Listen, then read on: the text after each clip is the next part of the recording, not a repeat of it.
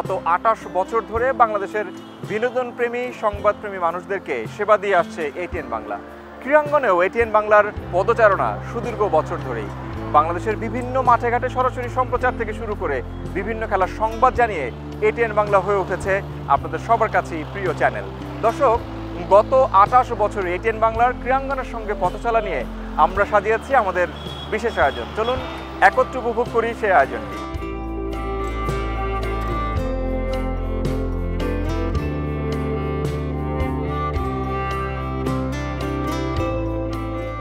বাংলাদেশের তথা সারা পৃথিবীতে প্রত্যেক মানুষের জীবনেই অনেক প্রথমের দেখা পাওয়া যায়, কিন্তু এই প্রথমকে বর্ণিল করার সুযোগটা অনেক মানুষের জীবনে আসে না। কিন্তু কখনো কখনো এই পৃথিবীতে এমন কিছু মানুষ জন্মগ্রহণ করেন যারা তাদের প্রথমকে করে নেন বর্ণিল, হয়ে যান ইতিহাসের অংশ।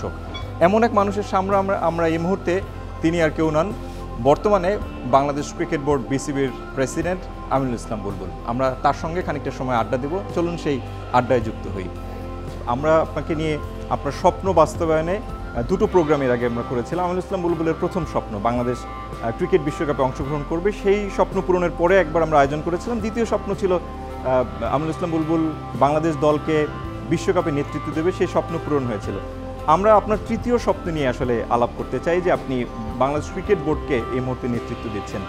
এই তৃতীয় স্বপ্ন পূরণের কটা দিনও ইতিমধ্যেই গেছে, স্বপ্ন পূরণ হওয়ার পরে কেমন লাগছে? এই স্বপ্নের মধ্যে ঢুকে অনেক বাস্তব চিত্র দেখতে পাচ্ছি, যেটা অনেকগুলো প্রোগ্রাম সামনে দেখতে পাচ্ছি। বাংলাদেশকে আরও সামনের দিকে কীভাবে এগিয়ে নিয়ে যাওয়া যায়, বাংলাদেশ ক্রিকেট দিয়ে কিভাবে সারা বিশ্বে আরও পরিচিতি লাভ করতে পারে, বাংলাদেশের জাতীয় দলগুলো কিভাবে আরও ভালো পারফরমেন্স করতে পারে, বাংলাদেশের প্রত্যেকটা আনাচে কানাচে যেন বাংলাদেশ ক্রিকেটটা ছড়িয়ে যায় এবং সকলে দাবি করতে পারে I am part of Bangladesh cricket. এই স্বপ্ন নিয়ে এখন এগিয়ে চলেছি।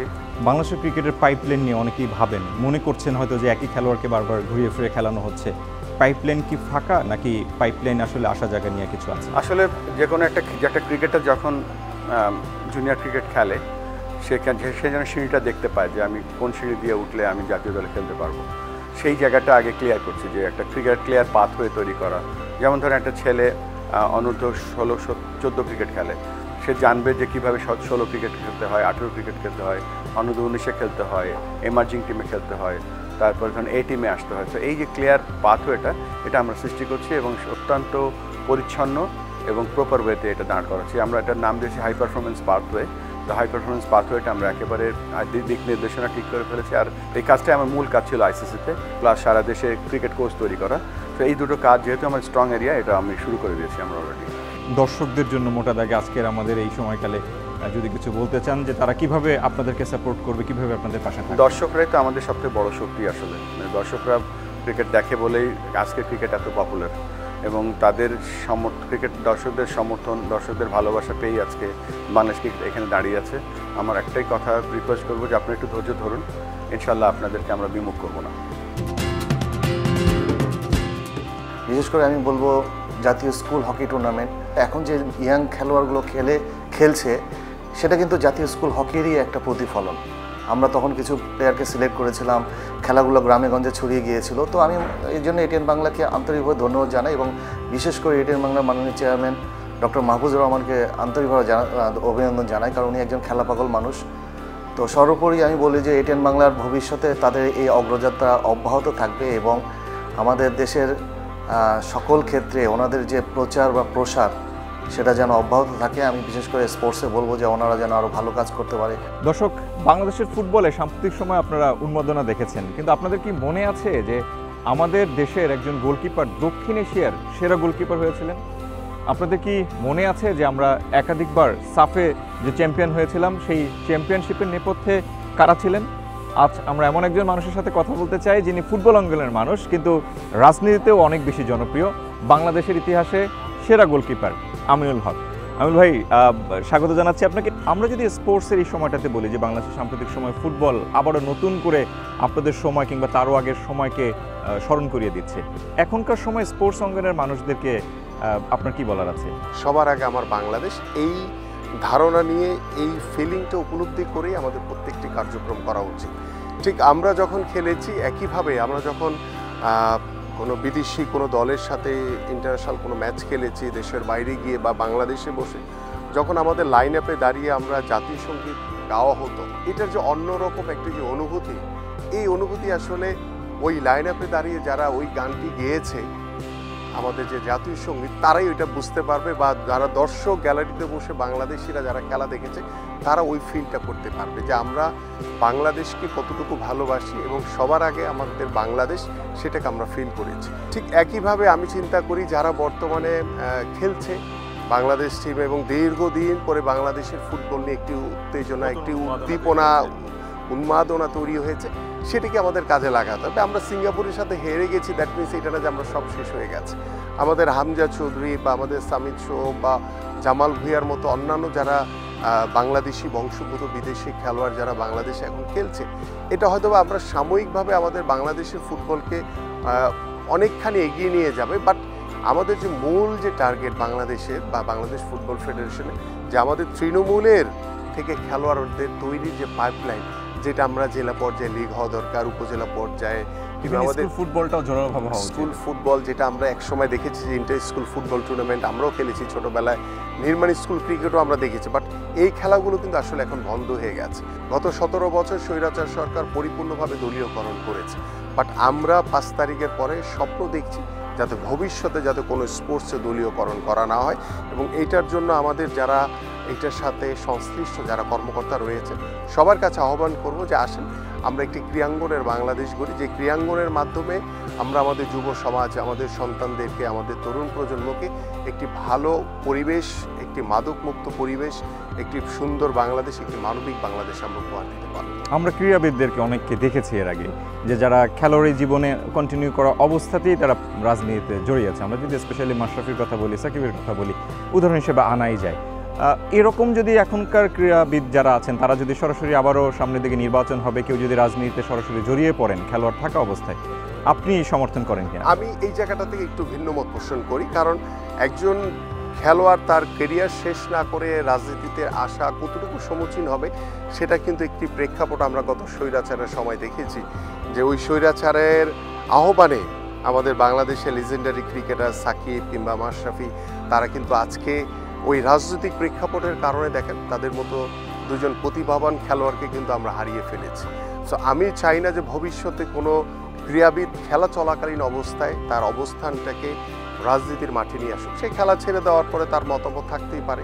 আমাদেরকে সময় দেওয়ার জন্য অনেক বেশি ধন্যবাদ জানাচ্ছি। আপনাকে অনেক ধন্যবাদ, এটিএন বাংলাকে অনেক ধন্যবাদ।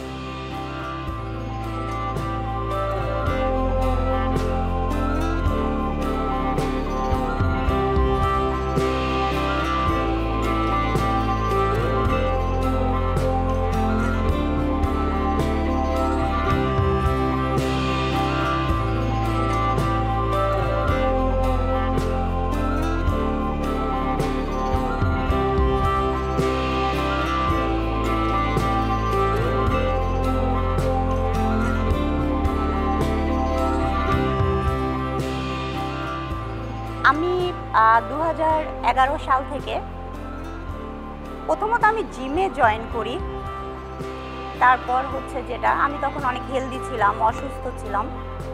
তো অ্যাট ফার্স্ট আমার হাজব্যান্ড আমাকে সাজেস্ট করে জিম শুরু করার জন্য। তো ওর অনুপ্রেরণা থেকেই প্রথম আমার লাইফে জিমে জয়েন করা, এবং জিমে জয়েন করার কিছুদিন পর আমি বুঝতে পারলাম একজন মেয়ে অবশ্যই স্বাস্থ্য সচেতন হওয়া দরকার, মাস্ট বি। এবং সেক্ষেত্রে আমি আর জিম ছাড়লাম না, কন্টিনিউ জিম করতে থাকলাম। আমার ওয়েট অনেক লস করলাম এবং আমি সুস্থ হলাম।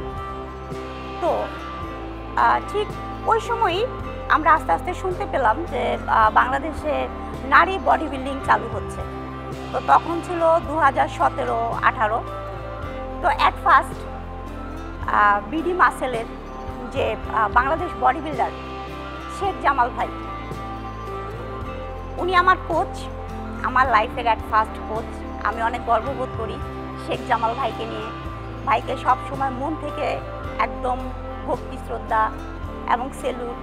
আমি আসলে আমার আর্লিয়ার স্টেজে খুবই হ্যাংলা পাতলা ছিলাম, একদম 43-44 কেজি ছিলাম, যার জন্য সবাই আমার জন্য খুব ঠাট্টা মস্করা করতো যে তুমি অতিরিক্ত চিকন, তুমি তো বাতাস আসলে উড়ে যাবা এই সেই।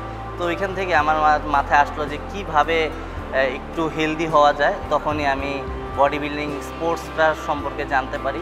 একদিন আমি মিস্টার বাংলাদেশের একটা কম্পিটিশন দেখতে চাই, সেখান থেকে আমি ডিসাইড করি যে না, আমি একজন অ্যাথলিট হতে চাই, আমার ফিউচারে বডি বিল্ডিংটাকেই প্রফেশন হিসেবে নিতে চাই। এখন পর্যন্ত আমি আমার লাইফে 2020 সাল থেকে এই পর্যন্ত 15টা বডি বিল্ডিং কম্পিটিশনে পার্টিসিপেট করি। এর মধ্যে আমার 9টা কম্পিটিশনে গোল্ড ছিল, 3টে ব্রোঞ্জ আর বাকিগুলো silver. Last recent mister Dhaka আমি 80 কেজিতে মিস্টার ঢাকা চ্যাম্পিয়ন হই। তার আগে বিডি মাসেল শোর মধ্যে আমি ক্লাসিক ফিজিক ক্যাটাগরিতে চ্যাম্পিয়ন হই। বাংলাদেশের ফার্স্ট ক্লাসিক ফিজিক চ্যাম্পিয়নও আমি। তো আমার বডি বিল্ডিংয়ের প্রথম অনুপ্রেরণা আমার বাবাও ন্যাশনাল অ্যাথলেট ছিলেন। তো এই জার্নি আমার দীর্ঘ 10 বছরের, টিল নাও 10 বছরের। তো 10 বছরের ভিতর অনেক কষ্ট, অনেক পরিশ্রম, অনেক স্যাক্রিফাইস, অনেক কিছুই ঝড়ঝাপটার উপর দিয়ে যায়। তো ইনশাল্লাহ আপনাদের সকলের দোয়ায়, আমার পরিবারের সাপোর্টে এই পর্যন্ত আসা। এই পর্যন্ত আমি 31টা গেমে অংশগ্রহণ করেছি, তার মধ্যে ইন্টারন্যাশনাল একটি, এবং সেটাতে আমার গোল্ড মেডেল ছিল। এছাড়া মিস্টার বাংলাদেশ, মিস্টার ঢাকা, এছাড়া অসংখ্য খেলায় আমি অংশগ্রহণ করি, মোটামুটি ভালো রেজাল্টই ছিল প্রত্যেকটিতে। তো জার্নিটা আসলে বডি বিল্ডিং জার্নিটা তো সহজ নয়। একটা বডি বিল্ডার প্রত্যেক দিন তার খাবার দাবার, তার রুটিন, এটা একটা সাধারণ মানুষের লাইফ স্টাইলের চাইতে অনেক আলাদা, এতটাই আলাদা এবং এতটাই কষ্টকর যে আসলে বডি বিল্ডিং বা এই লাইনের সাথে, ফিটনেস লাইনের সাথে ওতপ্রোতভাবে জড়িত, তারা ছাড়া আসলে এই স্যাক্রিফাইসগুলো বোঝানোটা অনেক অসম্ভব ব্যাপার। আসলে বডি বিল্ডার যত দিন যাবে ততই আমাদের এক্সপ্রেশন বাড়তে থাকে, আমাদের চাহিদা বাড়তে থাকে যে আমরা আরও বড় লেভেলে যাব। হ্যাঁ, একটা বডি বিল্ডারের সর্বোচ্চ স্বপ্ন হচ্ছে ইন্টারন্যাশনাল স্টেজ। তো আশা করবো আমি ইনশাল্লাহ, আপনাদের দোয়া যদি থাকে এবং আপনার সাপোর্ট আছে, আমার নিজেরও চেষ্টা আছে, ইনশাল্লাহ আমি চেষ্টা করবো আরও কিছুবার আমি ইন্টারন্যাশনাল স্টেজে অংশগ্রহণ করার এবং যাতে ভালো রেজাল্ট করতে পারি। বাংলাদেশে আমি আমার প্রায় দীর্ঘ বডি বিল্ডিংয়ের ক্যারিয়ার 12 বছরের ক্যারিয়ারে আমি বিডি মাসেল শোর মতো এত ভালো বা এত জাঁকজমকভাবে বা ইন্টারন্যাশনাল লেভেলের কোনো কন্টেস্ট দেখি নাই, যেই কন্টেস্টে বাংলাদেশের এমন কোনো অ্যাথলেট নাই যে না খেলছে। বাংলাদেশের ভালো অ্যাথলেট খেলছে, যারা বাইরে শো করছে, বাইরে থেকে আমাদের বাংলাদেশে যারা যেসব অ্যাথলেট বাইরে থাকে বা বাইরে জব করে বা বাইরে ইন্টারন্যাশনাল কম্পিটিশন খেলে, তারাও আমাদের বিডি মাসেল শোতে অ্যাটেন্ড করছে। তো তাদের সাথে ফাইট করার পর যেহেতু আমি চ্যাম্পিয়ন হয়েছি, এটা আমার কাছে অনেক একটা সৌভাগ্য। আর আমি চাই যে আমাকে যারা ঘৃণা করে তারা যেন আমাকে ভালোবাসে, আমি এটাই চাই, এছাড়া আর কিছু না। কারণ আপনাদের ঘৃণাতেই আমি ভালোবাসা আমার খুঁজে পাই। তো তাদেরকে আমি একটা কথাই বলতে চাই যে আজকে আমাকে ঘৃণা করবেন, কালকে আপনাকে আরেকজন ঘৃণা করবে, তো ঘৃণার কিছু নাই। আজকে আমি জিতছি, কালকে আপনারাও জিতবেন। তো সবারই একটা জিনিস থাকে যে আমার যখন ফার্স্ট আমি একটা কন্টেস্টে আমি যখন হারি, তখন যদি আমি নিজে আমি হেরে গেছি তো শেষ, এটা যদি আমি ভাবতাম তাহলে করতে পারতাম না। তো আমি নিজের সাথে ফাইট করছি, নিজেকে এই যোগ্যতা আনছি যে আমি এখন বাংলাদেশের সেরা বডি বিল্ডারের সাথে কন্টেস্ট করে আজকে আমি সেরা হইতে পারছি। তো সবাইকে তার জন্য ধন্যবাদ, আর সবার দোয়া ভালোবাসার জন্য। আমি বডি বিল্ডিং কম্পিটিশন শুরু করেছি 2013 থেকে। এই পর্যন্ত ন্যাশনাল আপনার প্রায় 3 টাইম মিস্টার বাংলাদেশ হয়েছি, আপনার মিস্টার ঢাকা হয়েছি, মিস্টার ঢাকা ওভারঅল চ্যাম্পিয়ন হলাম। এভরিথিং বাংলাদেশের সব অ্যাচিভমেন্ট নেওয়া শেষ। লাস্ট যে বিডি মাসেল শো ছিল সেটাতে চ্যাম্পিয়ন হলাম, তাও আপনার বাংলাদেশের সেরা বডি বিল্ডারদের সাথে। বাংলাদেশের ক্রীড়াঙ্গনে গলফকে আপনারা অনেকেই চিনেছেন একজন ব্যক্তিকে দিয়ে, এবং 2010 সালে আপনাদের নিশ্চয়ই ভুলে যাওয়ার কথা নয় যে এশিয়ান ট্যুর জিতেছিলেন বাংলাদেশের একজন গলফার। এরপরে ব্যক্তিগত নৈপুণ্যে প্রথম ইন্ডিভিজুয়াল অ্যাথলেট যিনি অংশগ্রহণ করেছিলেন অলিম্পিকে, তিনি আর কেউ নন, সিদ্দিকুর রহমান। দর্শক, এটিএন বাংলার অ্যানিভার্সারি স্পেশাল উপলক্ষে আমরা আজকে মুখোমুখি হচ্ছি সিদ্দিকুর রহমানের সাথে। আমরা তার সঙ্গে কথা বলবো। সিদ্দিক ভাই, আমাদের আজকের আয়োজনে আপনাকে স্বাগত জানাচ্ছি। অনেক সময় আমরা অন্যান্য খেলাধুলার ক্ষেত্রে পাইপলাইনের কথা বলি, মানে নতুন খেলোয়াড় কেমন আছে। তো বাংলাদেশের যদি পাইপলাইন চিন্তা করি গলফের ক্ষেত্রে, ব্যাকএন্ডে কী পরিমাণ নতুন খেলোয়াড় তৈরি হচ্ছে যারা ইন্টারন্যাশনাল সার্কিটে ভালো করার আমাদের স্বপ্ন দেখাচ্ছে? আমাদের পাইপলাইনে আপনার যে প্লেয়ারগুলো আছে এগুলো মেইনলি আমাদের বাংলাদেশ গলফ ফেডারেশন এবং বাংলাদেশ গলফ একাডেমি থেকে আসছে। তারা তাদের প্রোগ্রাম করে আসছেন এবং গ্র্যাজুয়ালি বের হচ্ছেন। তবে এখানে আরও অনেক বেটার করার ওয়ে আছে। তো এখানে আমাদের যে প্লেয়ারগুলো আছে এগুলো আপনার ন্যাশনাল টিমে খেলতেছে এখন। সো আছে বেশ কিছু প্লেয়ার আছে যারা অচিরে আপনারা দেখতে পারবেন যে বিদেশে গিয়ে ভালো রেজাল্ট করছে। আমরা যখন গল্ফ ব্রডকাস্টিং শুরু করি এটিএন বাংলা, তো বাংলাদেশের সব রকমের স্পোর্টসের সরাসরি সম্প্রচার, অনেকেরই প্রথম সম্প্রচারটা এটিএন বাংলার ক্যামেরা এবং এটিএন বাংলার স্ক্রিনে হয়েছে। ঠিক গল্ফে একই ঘটনা ঘটেছে। আমরা যখন থেকে এই সম্প্রচার করছি তখনই বলার চেষ্টা করেছি যে গল্ফ খেলাটা সাধারণ মানুষের দোরগোড়ায় পৌঁছানো। ঠিক যদি আমরা বলি যে 2 দশক পরে এসে কেমন মনে হচ্ছে, সাধারণ মানুষের কাছে কি পৌঁছেছে গল্ফ? আসলে এখন বিশেষ করে আপনি যদি বলেন এখন খুবই সাধারণ হয়ে গেছে। এখন anybody can come and play, তো যে কোনো কে এবং আসতেছে, খেলতেছে, এনজয় করতেছে। কারণ এখন দেখেন বাংলাদেশের যে কোনো গল্ফ মানে আমাদের বিশেষ করে কুর্মিটোলা আর্মি, এখন আমাদের আরেকটা নতুন গল্ফ কোর্স হয়েছে জলশিরি, মানে রিয়েলি সুপার একটা গল্ফ কোর্স। তো এই গল্ফ কোর্সগুলোতে এবং ঢাকার বাইরে যে গল্ফ কোর্সগুলোতে কিন্তু খুব মানে সহজেই সীমিত টাকা দিয়ে মেম্বার হওয়া যাচ্ছে। সাধারণ মানুষ আপনাদের মানে মেম্বার হচ্ছে এবং খেলতেছে, এবং অনেক মেম্বাররা আছে যারা ওইখানে মেম্বার হচ্ছে সো দ্যাট তারা কুর্মিটোলা এসে প্র্যাকটিস করতে পারবে। সো এখন কিন্তু মানে আপনি যে এটা সাধারণ মানুষের খেলা একটা সময় ছিল না, বাট এখন কিন্তু মানে অনেক মানে সাধারণ মানুষ এখানে আসছেন এবং খেলছেন। এবং এই ক্ষেত্রে যারা প্রচার মাধ্যম হিসেবে এটিএন বাংলাকে আসলে সাধুবাদ জানানোই যায় যে তারা এই ধরনের অ্যাওয়ারনেস তৈরি করেছে। নো ডাউট এটিএন বাংলা এটার অনেক বড় একটা ভূমিকা পালন করেছে, যে এটার প্রচার করেছে, যে এবং যার কারণে আজকে আমরা অনেক দূরে এগিয়ে আসছি। এখনো আপনার অনেকগুলো সামনে খেলা রয়েছে, আপনার যদি একটু আগামী খেলাগুলো সম্পর্কে জানতে চাই। আমার আগামী খেলা আপনার এই যে আমি জাস্ট 2-3 দিন আগে আসলাম, মরক্কো থেকে 3টা টুর্নামেন্ট খেলে আসছি। সো আমার অগাস্টের 2nd উইক থেকে আমি ফুললি আমার টুর্নামেন্ট আছে, মানে একটার পর একটা, তো ডিসেম্বর পর্যন্ত। সো আমি কোনটা খেলবো এটা জাস্ট সিলেক্ট করে একটা শিডিউল ফিক্স করবো যে কোন টুর্নামেন্টগুলো খেলবো। তবে আমি ফুল ডিসেম্বর পর্যন্ত আমার একটা না খেলা আছে। নর্মালি এটাই হয় আমাদের গল্ফের সেকেন্ড হাফটা আমাদের খুব বিজি থাকে। যে দেশে আরেকজন সিদ্দিক হচ্ছে না, হয়তো খেলছে, সমসাময়িক সময় আরও অনেকেই খেলছে, কিন্তু এই যে ব্র্যান্ডিংটা, এরকম খেলোয়াড় তৈরি বাংলাদেশে এখনও নতুন করে আর হচ্ছে না, মানে সেটাকে আপনি কীভাবে দেখেন? ওই যে আপনি শুরুতে একটা প্রশ্ন করলেন না যে এখানে আমাদের গল্ফের অবস্থা কী, তো এখানে মনে করেন এই জিনিসটা একটা ল্যাকিং আপনি বলতে পারেন। এখানে পোটেনশিয়াল আছে, মানে তাদের পোটেনশিয়াল যে আছে দে ডোন্ট নো যে তাদের পোটেনশিয়াল আছে। সো এই পোটেনশিয়াল যে আছে এটা আমাদের তাদেরকে দেখাই দিতে হবে যে তোমার তো পোটেনশিয়াল আছে, তুমি এখানে কেন। সো এই জিনিসগুলো মানে ভিজিবল না, এই জিনিসগুলো মেবি এটা অনেক ইফেক্টিভ, বাট এটা আমরা বুঝতেছি না। সো এই জিনিসগুলো আমাদের ল্যাকিং আছে। থ্যাংক ইউ ভেরি মাচ, আমাদেরকে সময় দেওয়ার জন্য অনেক বেশি ধন্যবাদ জানাচ্ছি এটিএন বাংলার পক্ষ থেকে। Thank you so much.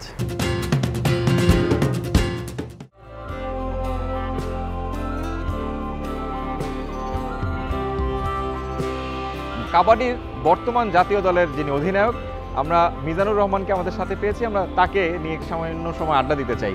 আমরা জানি যে কাবাডি আমাদের জাতীয় খেলা, এবং সাম্প্রতিক সময় আমরা দেখেছি জাতীয় দল বেশ কিছু আন্তর্জাতিক টুর্নামেন্ট আমরা দেশেও যেটা আয়োজন করেছি সেখানেও ভালো করছে, চ্যাম্পিয়ন হচ্ছে। কাবাডির কি আমরা জাতীয় খেলা হিসেবে যেভাবে খেলা উচিত তেমনটা খেলতে পারছি কিনা? অবশ্যই আমরা ভালো করতেছি, নেক্সট টাইম ইনশাল্লাহ ভালো কিছু হবে। এখনকার সময় যে খেলোয়াড়রা খেলছেন কাবাডিতে তাদের পারফরমেন্স কেমন? অবশ্যই ভালো। আপনারা দেখছেন নেক্সট 2-3 বছর আন্তর্জাতিক টুর্নামেন্ট হয়েছে, এখানে সবাই মোটামুটি ভালো পারফরমেন্স করতে পারছে। লাস্ট নেপালের সাথে আমরা টেস্ট খেললাম, সেখানেও আমরা 4-1 চ্যাম্পিয়ন হয়েছি। ওভারঅল আমরা মোটামুটি ভালো করতেছি ইনশাল্লাহ। আন্তর্জাতিক পরিমণ্ডলে সাফল্য যদি পেতে হয় তবে অনেক বেশি আন্তর্জাতিক খেলা দরকার আছে এবং খেলোয়াড়দের মান বৃদ্ধি করা দরকার আছে। সেক্ষেত্রে কী কী কার্যক্রমগুলো হলে আপনাদের মান আরও বাড়তে পারে বলে মনে করছেন? ইতিমধ্যে আমাদের একটা বছরের পঞ্জিকা আমরা প্রকাশ করেছি। ইনশাল্লাহ সেপ্টেম্বরে আমরা চাইনিজ টাইপের সাথেও আবার টেস্ট খেলবো। এরকম 2-1টা আন্তর্জাতিক ম্যাচ, এগুলো যদি আমরা সাফল্য বয়ে আনতে পারি ইনশাল্লাহ এশিয়ান গেমসে ভালো কিছু করতে পারবো। আর দীর্ঘমেয়াদী আমাদের যদি একটা ক্যাম্পের ব্যবস্থা হয় ইনশাল্লাহ আমাদের প্লেয়াররা ভালো কিছু করবে। আমাদের প্লেয়ারদের এখন যারা আছেন পাইপলাইনে, তাদের মধ্যে কেমন সম্ভাবনা দেখছেন আগামীর দিনে একটা শক্তিশালী জাতীয় দল গড়ার ক্ষেত্রে? অবশ্যই যারা জুনিয়ররা আসছে অনেক ভালো, তারা অনেক এক্সপিরিয়েন্স, অনেক স্পিড, অনেক ট্যালেন্ট। আমি মনে করব যারা নেক্সট আসতেছে অনেক ভালো হবে। নেক্সট এশিয়ান গেমসে আমরা একটা ভালো কিছু করতে পারবো ইনশাল্লাহ। দর্শক, আমরা ছেলেদের খেলাধুলায় মেয়েরা কোচ এমনটা হয়তো খুব একটা ভাবতে পারিনি, কিন্তু বাংলাদেশের কুস্তি কিংবা রেসলিংয়ের কথা আপনাদের জানা আছে। সেই রেসলিং বা কুস্তির বর্তমান যিনি পুরুষ এবং নারী বিভাগের কোচের দায়িত্ব পালন করছেন তিনি শিরিন সুলতানা। আমরা তার সঙ্গে এবারের আড্ডা দিচ্ছি। আমরা জানি যে কুস্তি কিংবা রেসলিং শারীরিক কসরত থাকে এবং সেক্ষেত্রে একজন ফিমেল এ ধরনের খেলাধুলাতে জড়াবে অনেক আগে থেকে, সেটা মানে খুব একটা প্রত্যাশা করা যায় না, কিন্তু সেখানে আপনি অংশগ্রহণ করেছেন, আন্তর্জাতিক পরিমণ্ডলে অনেক সাফল্য আছে আপনার। যদি একটু জানতে চাই যে এই ধরনের খেলায় কেন জড়িয়েছিলেন? আসলে যে জিনিসটা দরকার বর্তমান বাংলাদেশে বাস করতে হলে মেয়েদেরকে অবশ্যই সেলফ ডিফেন্স জানা থাকা দরকার। রেসলিং এমন একটা খেলা যেটা আমি মনে করি আমাকে যদি 4-5 জন ছেলেও অ্যাটাক করে আমি সেখান থেকে তাদেরকে প্রতিহত করে ফেরত আসতে পারবো, এবং প্রতিটি মেয়েরই উচিত রেসলিং শেখা যাতে করে সেলফ ডিফেন্সের মাধ্যমে নিজেকে এবং কেউ যদি বিপদে পড়ে তাদেরকে সাহায্যে এগিয়ে আসতে পারে। এবং সে কারণেই আপনি এভাবে এগিয়েছেন এবং আন্তর্জাতিক পরিমণ্ডলেও সাফল্য পেয়েছেন। এবার যদি একটু বলি যে কোচিংয়ে এবার এসছেন, কোচিং করাচ্ছেন এবং সেক্ষেত্রে ছেলে কিংবা মেয়ে বিভেদ নয়, একদম পুরো জাতীয় দলকে কোচিং করাচ্ছেন আপনি। এই যে নতুন একটা উইন্ডো ওপেন হলো, আপনার মাধ্যমে একটা ইতিহাস রচনা হলো, এটাকে কিভাবে দেখছেন এবং কিভাবে আপনার কাজ চলছে? আমি বাংলাদেশে প্রথম একজন নারী কোচ হিসেবে দায়িত্ব নিয়েছি। আমার অবশ্যই আমি খুবই আনন্দিত এবং আমি চাইবো আমার মতো প্লেয়ার তৈরি করা যাতে করে তারা দেশের জন্য আন্তর্জাতিক পরিমণ্ডলে বাংলাদেশের পতাকাকে তুলে ধরতে পারে এবং দেশের জন্য পদক জিততে পারে, সেই লেভেলের প্লেয়ার তৈরি করাই আমার উদ্দেশ্য। খেলোয়াড়দের কথা যদি একটু জানতে চাই যে আমাদের দেশে রেসলিংয়ে কী পরিমাণ খেলোয়াড়রা আছেন এবং কারা আসছেন এগুলো খেলতে, এবং আপনার পাইপলাইনে কারা আছে যাদের মধ্যে আপনি সম্ভাবনা দেখছেন? এখানে আসলে আমাদের রেসলিংটা বিশেষ করে বাহিনী নির্ভর, যেমন পুলিশ, আনসার, আর্মি, বিডিআর এবং হলো যে কিছু জেলা আছে যারা পার্টিসিপেট করছে, নতুন প্লেয়ার উঠে আসছে।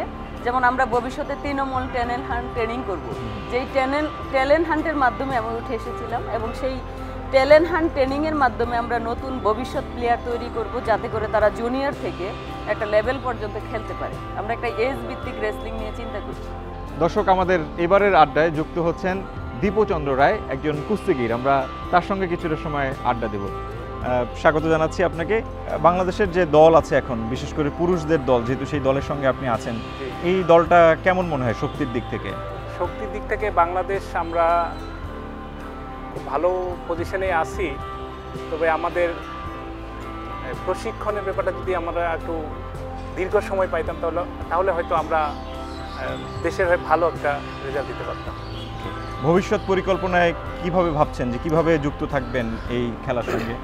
আমাদের সামনে যে 24তম সাউথ এশিয়ান গেমস, এই উপলক্ষে সর্বপ্রথম আমি আমাদের কুস্তি ফেডারেশনের কর্মকর্তাবৃন্দদের ধন্যবাদ জানাই এবং বর্তমানে যে আমাদের বাংলাদেশ টিমের কোচ হিসেবে যারা আছেন এখানে তাদেরকেও ধন্যবাদ জানাই এবং আমাদেরকে যে 6 মাস প্রশিক্ষণের সুযোগ করে দিয়েছেন এবং আমরা যদি ওনাদের কাছ থেকে ভালো একটা প্রশিক্ষণ নিয়ে 6 মাস আমরা অনুশীলন করে আমরা যদি এই সাউথ এশিয়ান গেমসে মানে পার্টিসিপেট করতে পারি তাহলে আমরা আশা করি একটা বাংলাদেশকে ভালো রেজাল্ট দিতে পারব।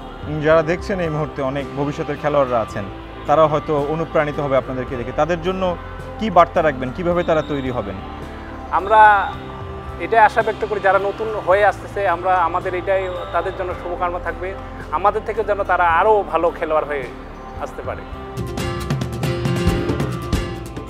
ব্যাডমিন্টনের সঙ্গে পরিচয় নেই এমন মানুষ খুঁজে পাওয়া খুবই কঠিন। আর যখন প্রমিলা ব্যাডমিন্টনের কথা আসে তখন এলিনা সুলতানার কথা আসবে, বাংলাদেশের 6 বারের চ্যাম্পিয়ন এই শাটলার। আমরা আজকের আয়োজনে তাকে আমাদের সাথে পেয়েছি, আমরা তার সঙ্গে কিছুটা সময় আড্ডা দেব। স্বাগত জানাচ্ছি। বাংলাদেশের খেলাধুলোর যখন কথা আসে তখন অনেক ইনডোর খেলা নিয়ে কথা হয়। ব্যাডমিন্টন যেহেতু অল্প স্পেসে খেলা যায় এবং সব জায়গাতে এই খেলাগুলো হয়, সেই ক্ষেত্রে এখনকার সময় বাংলাদেশের ব্যাডমিন্টনের অবস্থাটা কি? আমি বলবো যে এখন বর্তমানে তো আসলে ফেডারেশন চেঞ্জ হয়েছে, তবে এখনের সিচুয়েশানটা পূর্বের তুলনায় আমি বলবো যে অবশ্যই ভালো। কারণ এখন আগে যেমন অনেক কিছুতে রেস্ট্রিকশন ছিল, অনেক দেশে আমাদেরকে পাঠানো হতো না, তবে এই মুহূর্তে যারা ওয়ার্ল্ড র্যাঙ্কিংয়ে আছে তাদেরকে বিভিন্ন দেশে তারা যদি চায় নিজেদের মানে নিজেদের ইচ্ছাতে নিজেদের যোগ্যতাতে। যোগ্যতা দিয়ে তারা যেতে পারে। তো এটা আমাদের সবার জন্য এখন উন্মুক্ত করে দিয়েছে। মেয়েদের অনেক ধরনের খেলাধুলাতে আমরা দেখি যে হয়তো খুব বেশি খেলোয়াড় পাওয়া যায় না, বিভিন্ন রকমের সামাজিক টেবু আছে, অনেক রকমের দেখা যায় রেস্ট্রিকশন থাকে। আমরা ব্যাডমিন্টনে দেখেছি যে আপনাদের মতো অনেকেই এগিয়ে এসেছেন এবং অনেক ভালো করছেন। ইনফ্যাক্ট এখনকার সময় যদি আমরা তাকাই তাহলে কেমন প্রমিলা শাটলারের সংখ্যা কেমন বা কোয়ালিটি বাই কেমন? অ্যাকচুয়ালি কোয়ালিটিটা ডিপেন্ডস করছে তাদের নিজেদের ইচ্ছা এবং ফেডারেশন সহ এনএসসি, তারপরে মানে উপরে যেটা আছে যে আমাদের গভর্নমেন্ট থেকে এই ফ্যাসিলিটিসগুলি যদি আসলে প্লেয়ারকে দেওয়া হয় তাহলে আমি বলবো যে বাংলাদেশে অনেক ভালো ভালো প্লেয়ার আছে যারা শুধুমাত্র হারিয়ে যাচ্ছে এই সঠিক পৃষ্ঠপোষকতার জন্য। তবে আশা করব যে এখন যারা ফেডারেশনে আছেন তারা যেহেতু তাদের প্রিভিয়াসলি রেকর্ড যদি আমরা দেখি সেক্ষেত্রে আমরা দেখব যে সবাই মোটামুটি সবাই সেখানটাতে ব্যাডমিন্টন রিলেটেড ছিলেন, ন্যাশনাল চ্যাম্পিয়নও ছিলেন। তো তারা যেহেতু এই স্পোর্টস সম্পর্কে জানেন তাহলে অবশ্যই এটা ডেভেলপ করতে গেলে কি করা প্রয়োজন বা কি করা উচিত তারা অবশ্যই জানেন এবং সেই অনুযায়ী তারা কাজ করবেন। যেহেতু অনেক ব্যাডমিন্টন প্লেয়াররা বা শাটলাররা হয়তো আয়োজনটি দেখছে, তাদের উদ্দেশ্যে আপনি কি বার্তা দিতে চান? তাদের উদ্দেশ্যে আমি বলতে চাই যে আসলে আমাদের যারা এখন নতুন প্লেয়ার আসছেন তারা যদি টাইম মতো তাদের সব কিছু একটা নিয়মের ভেতরে পরিচালনা করে, যেমন অ্যাট ফার্স্ট তারা যদি তাদের ফুডিং হ্যাবিট, তারপরে তাদের প্র্যাকটিস টাইম, স্টাডি টাইম এবং ডেফিনেটলি প্রেয়ার টাইম, তারা সব কিছু যদি এভাবে মেনটেন করে চলে তাহলে সেক্ষেত্রে আমি বলবো যে Bangladesh will dominate in the world ইনশাআল্লাহ। সারা পৃথিবীতে বাংলাদেশের হয়তো আধিপত্য দেখা যাবে। আমাদেরকে সময় দেওয়ার জন্য আপনাকে ধন্যবাদ জানাচ্ছি। ধন্যবাদ আপনাদের। গল্প আর আড্ডায় ক্রীড়াঙ্গনে এটিএন বাংলা শীর্ষক আয়োজনটি আমরা একেবারে শেষের পথে। আমরা আজকের আয়োজনে বিভিন্ন ক্রীড়া ইভেন্টের ব্যক্তিত্বদের সঙ্গে কথা বলেছি এবং জানার চেষ্টা করেছি তাদের অনুভূতি। ঠিক একই সঙ্গে আপনাদেরকেও জানিয়েছি আপনাদের নিয়ে পথচলা। দর্শক, ক্রীড়াঙ্গনে বিভিন্ন আয়োজনের সঙ্গে আমরা থাকতে চাই, আপনাদেরকে অনুরোধ রাখতে চাই এটিএন বাংলার সঙ্গে থাকবার জন্য। নিজে ভালো থাকুন, ভালো রাখুন আপনার চারপাশ, ভালোবাসুন আপনার দেশকে। আল্লাহ হাফেজ।